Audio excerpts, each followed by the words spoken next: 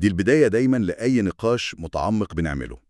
وعادة لما الواحد بيسمع عن أي تشخيص طبي، العقل بيروح فورا لدقة الأشعة السينية.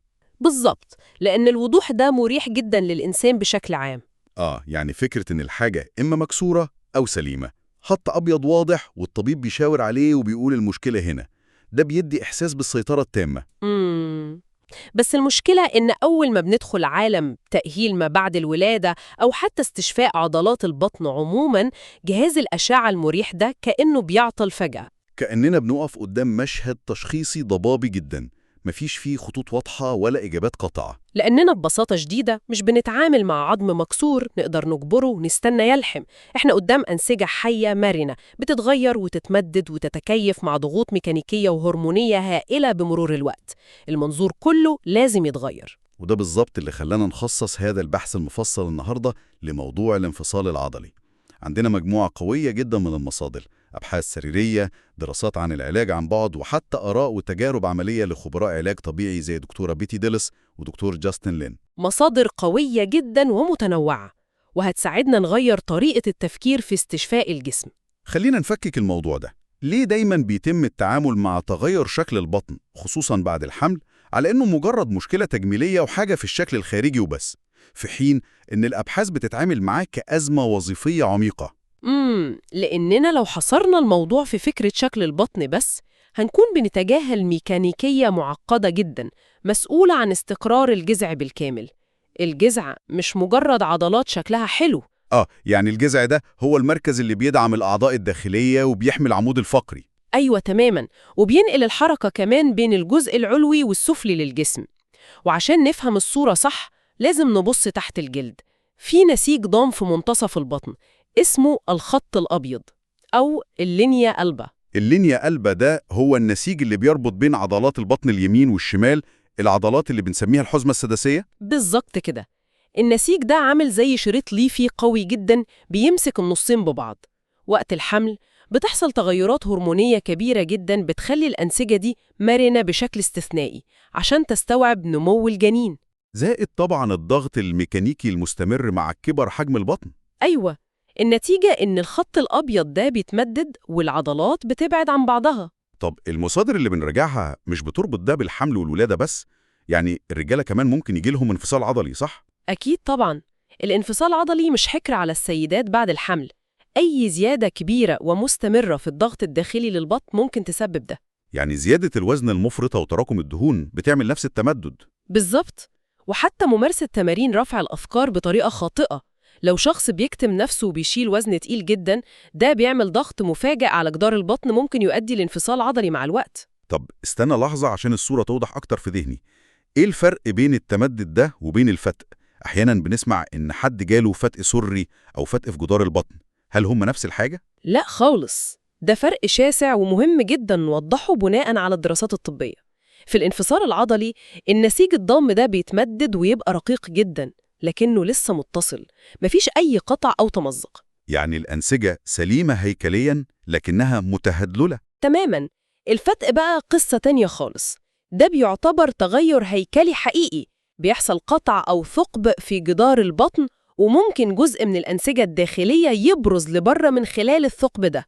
يعني الفتق بيعتبر حالة طبية أخطر وممكن تحتاج تدخل مختلف تماماً. أيوة، الفتق بيعتبر مانع أساسي لممارسة تمارين قياسية معينة في الأبحاث، وممكن جدا يحتاج تدخل جراحي عشان يتخيط.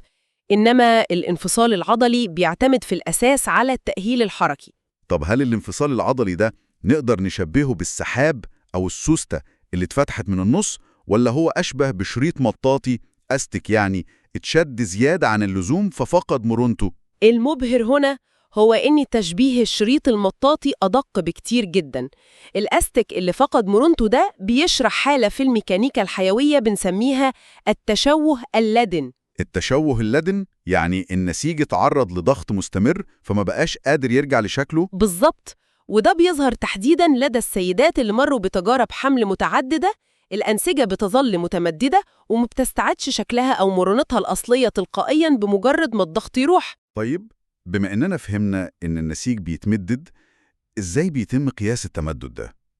أنا بشوف ناس كتير بتستخدم طريقة الفحص الذاتي بصباعين في نص البطن عشان يشوفوا عرض الفجوة. هل ده دقيق؟ مم.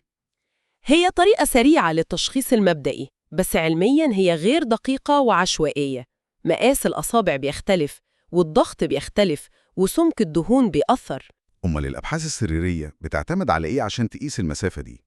الأبحاث بتستخدم جهاز الموجات فوق الصوتية، السونار، عشان تقيس المسافة بالمليمتر، وعادة بيتم القياس على بعد 2 سنتيمتر أو 5 سنتيمتر أعلى السرة. بس الغريب إن خبيرة العلاج الطبيعي دكتورة بيتي ديلس بتؤكد على ضرورة التوقف عن الهوس بقياس عرض الفجوة بالأصابع. كلامها بيحسسنا إننا بنبص في الاتجاه الغلط تماماً. لأن الطب الحديث وعلم الحركة بدأ يكتشف إن التركيز على المسافة بيخلينا نتجاهل الأهم، وهو وظيفة الجذع نفسه. المشكلة مش في مسافة الفجوة، المشكلة في ضعف الوظيفة والأعراض المصاحبة. وهنا بقى الموضوع بيبقى مثير جداً. إزاي الفجوة مش مهمة؟ أليس إغلاق الفجوة دي هو دليل التعافي القاطع؟ مش بالضروري خالص. الأهم هو قدرة العضلات العميقة على خلق توتر أو شد في الخط الأبيض أثناء الحركة، حتى لو الفجوة ما انغلقتش بالكامل. توتر إزاي؟ يعني زي شبكة الترومبولين لما بنشدها من الأطراف عشان تستحمل الوزن اللي عليها؟ بالظبط، تشبيه الترومبولين ده ممتاز. لو في فجوة بس النسيج الضم ده مشدود وقادر ينقل الحمل بين يمين وشمال الجذع من غير ما يبرز لبره، يبقى الجذع بيأدي وظيفته بنجاح. يعني القوة بدون استقرار هي اللي بتعمل كوارث، زي آلام الظهر ومشاكل قاع الحوض وبروز البطن اللي بيسموه الدومينج. أيوة، الدومينج أو البروز المخروطي للبطن وقت الكحة أو الحركة هو ده المؤشر الحقيقي للخطر، وده بيقاس بحاجة اسمها مؤشر التشوه، مش مجرد المسافة. طب لو الهدف هو خلق التوتر السليم ده، إيه التمرين اللي بتحقق ده وإيه التمرين الممنوعة؟ المصادر بتتكلم عن تمارين التنفس الحجابي وتفعيل الجذع. أيوة، بناء الأساس بيبدأ من العضلات العميقة زي تفعيل العضلة البطنية المستعرضة عن طريق التنفس وتمارين الاستقرار الآمنة. بس في تناقض علمي في الأبحاث دي صدمني بصراحة. الإجماع دايماً بيقول إن تمارين ثني الجذع زي الكرانشز بتزود الضغط وممنوعة تماماً في حالة الانفصال العضلي. ده كان الاعتقاد السائد لفترة طويلة جدا فعلا. انتظر لحظة. دراسة قوية منشورة أثبتت إن التمارين التقليدية دي ومنها الكرانشز أدت بالفعل لتقليل مسافة الانفصال أثناء وقت الراحة عند بعض المتدربات. إزاي ده يحصل؟ لو ربطناه ده بالصورة الأكبر هنلاقي إن السر كله في التدرج.